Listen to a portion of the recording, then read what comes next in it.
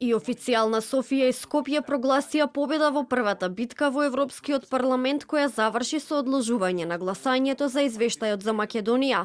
Дел од дипломатите во земјава велат дека со самото тоа што расправата е одложена, можеме да сметаме дека сме победници. Бугарија поднесе амандман на извештајот со кој бара до зборовите македонска нација и јазик да стојат презент или сегашен. Јасно е дека македонска дипломатија извојува една огромна победа во една огромна битка, која што се однесува токму на прашањето да се излезе на виделина кој е бугарскиот став.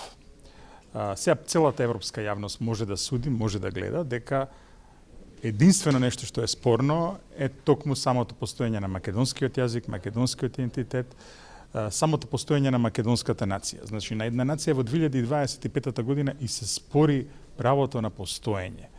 И тоа ни помалку ни повеќе туку од една земја членка на Европската унија. И амбасадорот Зоран Јолевски вели дека македонскиот идентитет не може никој да го оспорува. Тој смета дека сме извојувале дипломатска победа. Посебноста на македонскиот идентитет е реалност и не може никој да оспорува. Се разбира сигурно одложувањето, немам ја информации, меѓутоа како дипломат претпоставам дека тие сакаат во овој период да направат дополнителни консултации. Меѓутоа, она што е значено е да ние како држава и како регион продолжиме со реформите, биќе на крајот на кришата реформите што ги правиме пред се за нашите граѓани и да нашата економија што побрзо се приближи и стане конкурентна со европската економија. Председателот на Советот на амбасадори Ѓорги Филипов рече дека евроинтеграциите остануваат во фокус на политиките во земјава, но за да дојде до тоа потребни се директни преговори и компромиси со Бугарија.